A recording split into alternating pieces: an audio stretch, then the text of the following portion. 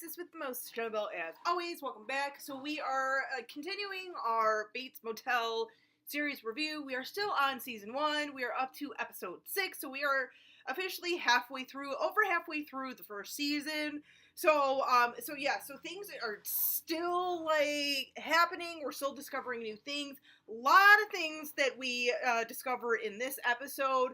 So let's crack into it. So to kind of catch you guys up, at the end of the last episode is episode 5. So Norman and Emma go and kind of rescue the Chinese sex slave girl and everything from Keith Summers' boat and everything, where the one cop was hiding her and everything. Officer Shelby was hiding her. So she's now at the hotel. Norma kind of now basically knows what's been going on and everything. She's furious and everything. But our little Chinese sex slave girl is at the moment safe and everything. So yeah.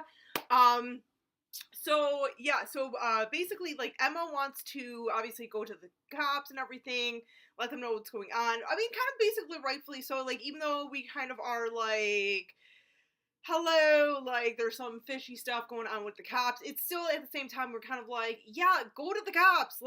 You've had a number of scenarios where, yeah, you should have gone to the cops, but you didn't. Come on, dude. Common freaking sense. Whatever. But, Norma kind of keeps, putting it off. She's kind of oh, let's let her rest. She's, we'll go tomorrow. We gotta go in this with clear heads and everything. Kind of, rightfully so. I get that. I respect that. But after Emma leaves, Norma does make a comment to Norman about, okay, well, we can't really go to the cops until we get that belt back from the cops that belong to Keith Summers, so we kind of get now why she doesn't really want to go to the cops right away. Understandable. But before this, actually, Dylan had gone to, his boss, basically, at his job, let him know what happened with his buddy that got shot last week, Ethan. He let him know, hey, this is what happened. I took him to the hospital. I bolted, pretty quickly because cops showed up. The other guy, I ran him over. He's dead. I saw him as I was coming back or whatever, and I ran over him, and, he's got a little freaked out because he's kind of oh, crap, what do I do? Kind of rightfully so. I would be, shitting my pants. I'm just saying. But the guy, his boss is basically hey, you know what? You did the right thing. I know you can, think on your feet. You can think quickly and everything in situations like this. Tells him how to dispose of Ethan's truck. He's okay, go. There's this entrance in, in the fence area. Drive it in there. Make sure the gas tank is full of gas. Pour gas all over it. Light a match, blah, blah. So, yeah, so he lights it up and everything, and he kind of, stands there for a minute, I guess, to make sure it's kind of okay, this thing is gonna, actually destroy itself. And then this guy, Ramo or whatever, shows up to pick him up. He's oh, yeah, I was told to come pick you up. And, this guy's a little bit older. He's been in this business for a while, and he kind of, he comes across as little, almost douchey a little bit, but maybe just because it's oh, new guy and stuff, and he's already got to try and bail him out. No, we come to find out pretty quickly that that Dylan, with I guess his quick thinking and just kind of taking care of shit on his own, is now this guy's immediate boss. So now we kind of know why this guy's got some resentment towards him. It's kind of he probably felt this should have been my position for whatever reason. We'll get more into that in the upcoming episodes, if memory serves me correctly.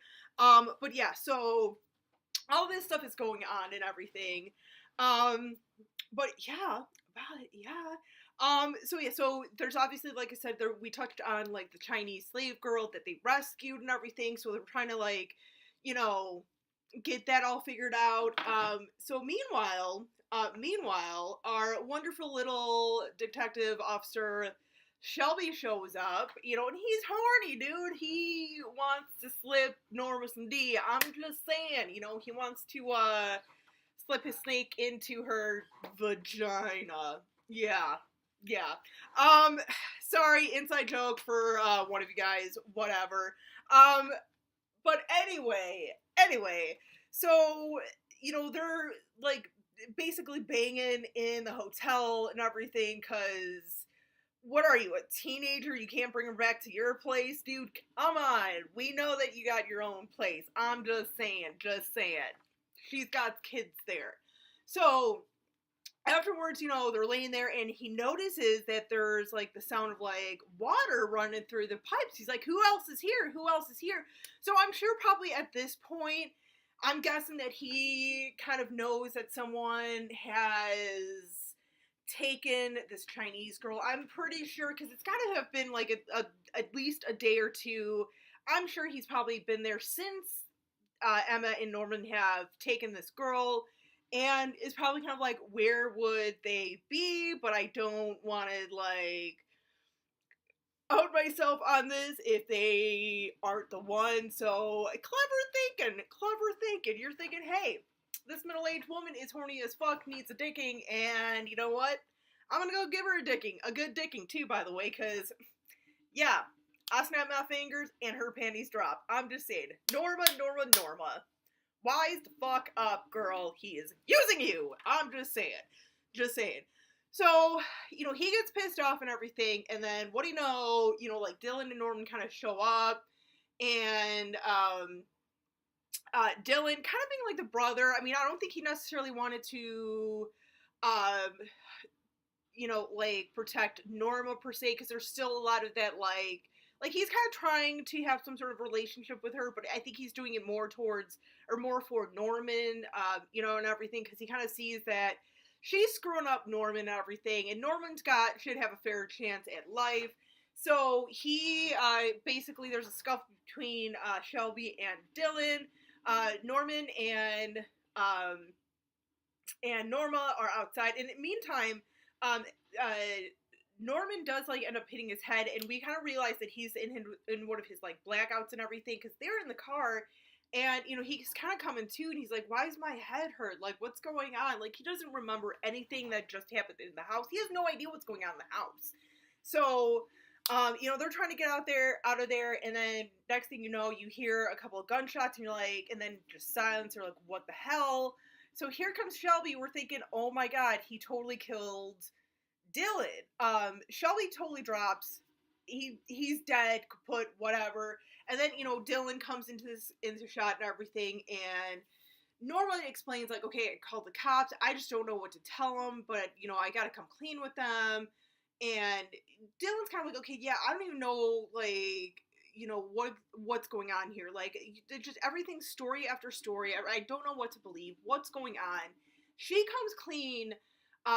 Norma comes clean to Dylan about Norman's dad, about what happened, and we finally get to find out exactly what happened to his dad. So it turns out that Norma and her husband were having a disagreement. They were arguing and everything. Of course, Norman was there, kind of like, I don't know, making a smoothie or something. And of course, you know, you don't want to see your parents fight or anything. So he kind of snaps into one of his blackouts and attacks his dad. Then that would kind of like brought us to like the opening of the series itself back on episode 1. So we finally realized that, like, yeah, like, Norman killed his dad. He's responsible for the death of his dad. It's unfortunate, though, because, like, Norman has no idea that this is what happened. You know, once again, I feel like, you know, so much of their, problems could have really not have existed if Norma did the responsible, logical thing back from day one and called the cops saying, hey, you know, there's been an accident in my house. My son, you know, was defending me because my husband and I were arguing and it started getting physical, you know, and it got a little out of hand, and we got a dead body basically. I mean, basically most people I think would be kind of like, I understand like the freak out and stuff and all this, but like at the end of the day, most people with a good head on their shoulders would be like, crap, dude, yeah, my son didn't just kill my husband, but it was in self-defense. So we kind of get, the sense that, like, yeah, Norma does not always want to do the logical thing. Plus the fact that, we are kind of very much seeing how much, Norma really tries to protect Norman and everything, and just all this in like a very unhealthy relationship, and kind of really starting to get an idea, like, just why, especially in like the Psycho movie, especially Psycho 1, why there was such that like motherly sort of like wanting to take over as his mother and everything. So it just, yeah, if she was dead, he was still going to have her alive, and in his mind, she was still alive. So, and that still will be explored much more throughout the seasons. But yeah, that is episode 6, you guys. So yeah, like I said, this is a series that like hits the ground running. There's always different things going on and everything. So tune in next week to see the adventures of Norma, Norman, and Dylan, and the shenanigans that they get into. Till next time, as always, you guys, stay creepy, classy, and a little bit sassy.